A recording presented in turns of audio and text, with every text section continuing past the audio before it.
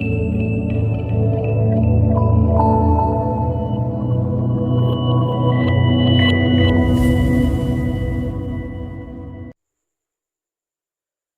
Guys, कैसे हैं आप लोग। आई होप आप लोग बहुत अच्छे होंगे। और जैसे कि आप लोगों ने इंट्रो में देख ही लिया होगा, आज का video basically pencil sketch tutorial होने वाला है।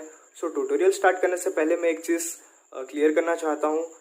तो वो चीज़ ये है गाइस, बहुत सारे ऐसे बिगिनर होते हैं ना, जिन्हें ये लगता है कि अगर हमारे पास एक्सपेंसिव टूल्स है, एक्सपेंसिव मटेरियल्स है, तो हमारा आर्टवर्क अच्छा बनेगा।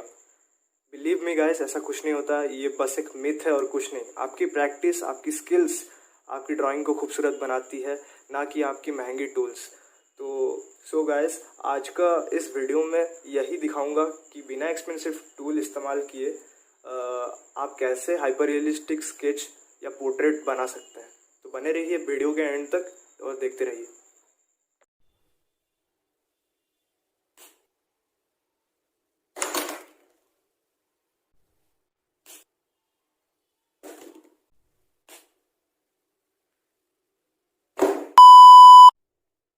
तो गाइस, जैसा कि आप लोग देख सकते हो, मैंने आउटलाइन पहले से ही बना ली है। और अगर आप बिगिनर हो और आपको आउटलाइन बनाने में दिक्कत आती है, तो आप ग्रिड लाइन मेथड का इस्तेमाल भी कर सकते हो। और अगर आपको ये भी नहीं पता कि ग्रिड लाइन मेथड क्या होती है, तो मैं आने वाले वीडियो में आपको ये भी बता दूंगा कि ग्रिड को इस्तेमाल करके आप कोई भी ड्राइंग कैसे बना सकते हो। तो जल्दी से मैं आपको दिखा देता हूँ कि मैं इस ड्राइंग को बनाने के लिए कौन कौन सा टूल्स इस्तेमाल करने वाला हूँ। तो पहला टूल है सिंपल सा HB पेंसिल, और दूसरा है ये 10B का अप्सरा डार्क पेंसिल। मेरे पास मैंने एक मैकेनिकल पेंसिल भी ली है 0.5 mm का, जो कि डिटेलिंग में काम आएगी। और ये है ब्लेंडिंग स्टम्प गाइस, इसको मैंने अमेज़ॉन से बाय किया था। और अगर आपके पास ये नहीं है तो आप इसके बदले ये भी यूज़ कर सकते हो। हालांकि दोनों का रिजल्ट सेम ही है। ये जो टेक्सचर देता है, ये भी वही टेक्सचर देता है। इसका यूज़ करने का सबसे बड़ा रीज़न ये है कि मतलब मैंने बहुत सारे बिगिनर को ऐसे देखा हुआ है कि वो लोग पहले सेटिंग तो कर लेते हैं, फिर जब उसको ब्लेंड करने की बारी आती है तो वो अपने हाथ से ब्लेंड करने लगता है। तो अगर इसमें क्या होता है ना कि अगर आपके हाथ में थोड़ा सा भी पसीना आया और वो स्प्रेड हो जाएगा और पैचेस आ जाएंगे। तो वो पैचेस को आप जितना मिटाने की कोशिश भी करोगे, वो जाएंगे नहीं, परमानेंट हो जाएंगे। तो ये चीज़ उसको प्रिवेंट करने के लिए ये चीज़ काम आती है। आप ये भी इस्तेमाल कर सकते हो और ये भी इस्तेमाल कर सकते हो, दोनों का कोई फ़र्क ज़्यादा कुछ नहीं है। और लास्ट जो चीज़ मैं यूज़ करने वाला हूँ वो है टॉम्बो मोनो ज़ीरो इरेज़र।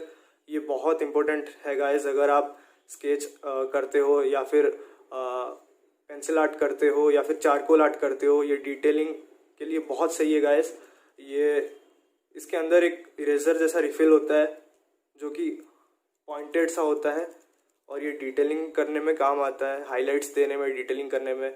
इसका नाम टॉम्बो मोनो ज़ीरो इरेज़र है, और ये मेरे को अमेज़ॉन में 120 का पड़ा।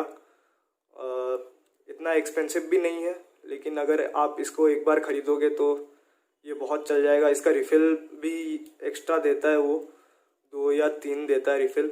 अगर आपके पास इसका रिफ़िल ख़त्म भी हो जाए तो आप इसको डाल सकते हो। तो यही थे मेरे कुछ टूल्स। चलिए अब इस ड्राइंग को पूरा बनाते हैं, शुरू करते हैं। सो गाइस, जैसा कि आप लोग देख सकते हो, मैंने शुरुआत आइस से की है।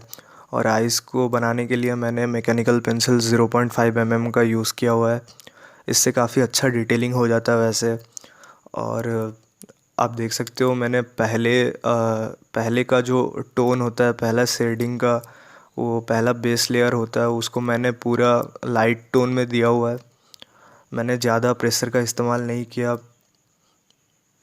बहुत हल्का से आपको देना है पहला लेयर।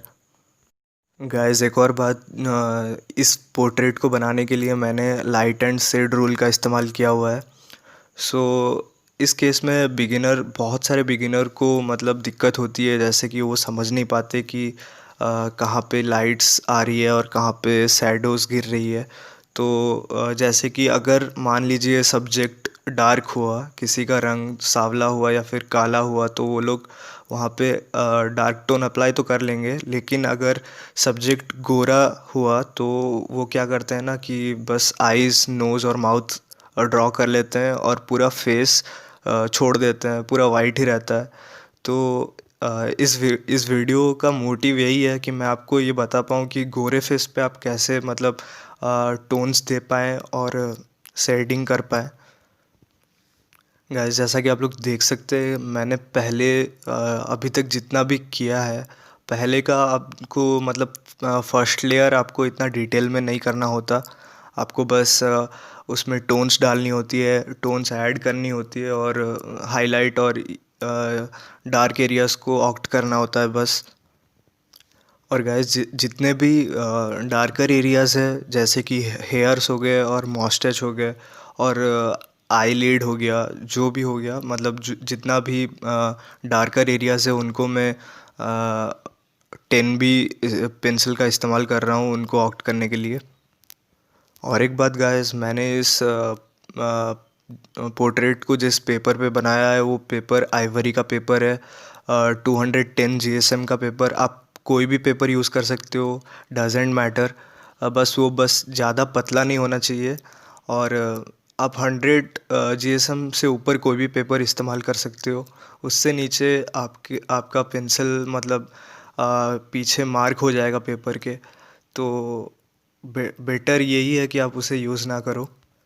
सो गाइस एक और बात, जैसे कि मैंने बताया था ब्लेंडिंग स्टम्प मेरे पास है तो मैं ब्लेंडिंग स्टम्प यूज़ कर रहा हूँ। आप उसके बदले कॉटन या फिर ईयरबड या फिर टिश्यू पेपर कुछ भी यूज़ कर सकते हो, डजेंट मैटर। गाइस एक और बात बोलना चाहूँगा, जैसे कि मतलब बहुत सारे बिगिनर लोग का मतलब पहला मोटिव यही होता है कि मतलब हम प्रपोर्शन कैसे अच्छे से बना सकते हैं एक ड्राइंग का। प्रपोर्शन मतलब सीधे भाषा में यही होता है कि एक फेस का मतलब करेक्ट एंगल में वो कैसे बनेगा। तो यही मैं बस यही कहना चाहूँगा गाइस कि मतलब आप प्रपोर्शन पे इतना ध्यान मत दो, आप अपनी शेडिंग स्किल्स बढ़ाओ। उसके बदले आप अपने शेडिंग स्किल्स बढ़ा सकते हो, जैसे कि आप प्रैक्टिस कर सकते हो शेडिंग कितने मतलब टोन्स के आते हैं, कितने लेयर आउट करने के बाद आते हैं, ये आपको प्रैक्टिस से आएगा। और वैसे ही प्रपोर्शन भी आपको प्रैक्टिस से ही आएगा। आप अगर आप बिगिनर हो और आपको प्रपोर्शंस सीखने हैं कैसे बनाना है और आपको ग्रो करना है, तो आप ग्रिड लाइन मेथड का यूज़ कर सकते हो, जैसे कि मैंने वीडियो के शुरुआत में बताया था। और सो गाइस बस इतना ही कुछ बोलने को था इस ट्यूटोरियल में। और आप एंड तक वीडियो देखें और वीडियो एंजॉय करिए।